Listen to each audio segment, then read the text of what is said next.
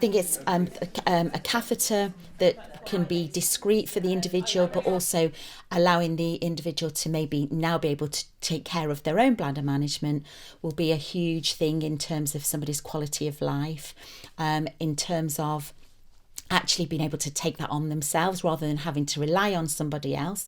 Because the catheter and the handle gives you more the distance, there's less likely for urine to be on your hands, which is quite important to the patients as well. Sometimes you put the catheter in and urine comes out very quickly and it becomes a dirty-ish procedure. I think that it would look like it's going to be a little bit more hygienic for the patient, which I think they will like.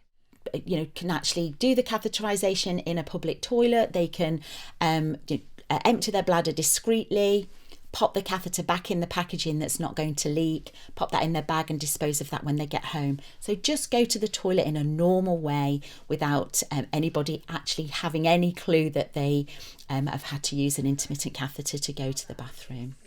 The handle itself will just enable a group of ladies who previously haven't been able to catheterize to actually now maybe look at that again as an option for them to manage their bladder management.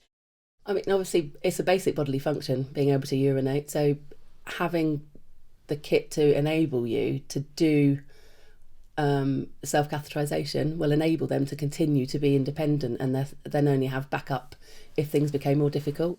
I think the extension, the handle length will mean that if somebody's actually having to do somebody's catheterisation for them, so either a partner or a carer, it means that it actually makes it much more discreet for the individual who's having to do the catheterisation, but more importantly for the end user, so the patient, the caregiver hasn't actually got to get quite so intimate with regards to it, because the handle actually keeps it a little bit further away. You could get a mirror and you could get good visual, because at the moment I'm standing in the toilet going down a little, up a little, because they can't see. Even with the mirror, they can't see, their hand's in the way. With the handle, they could have the mirror and do it themselves, and I could stay back outside. I wouldn't need to be there. It offers them that privacy and the dignity. When I meet patients, sometimes they have no idea that they were going to need to self-catheterise, and sometimes I'm taking an indwelling catheter out, so they've almost got this idea in the back of their head it might be something that they need to do. They'll be incredibly embarrassed for me to look down below. Sometimes they haven't looked at their own body, so for them to have a look with the mirror, it's surprising for them, and they're doing it in an audience, if you like.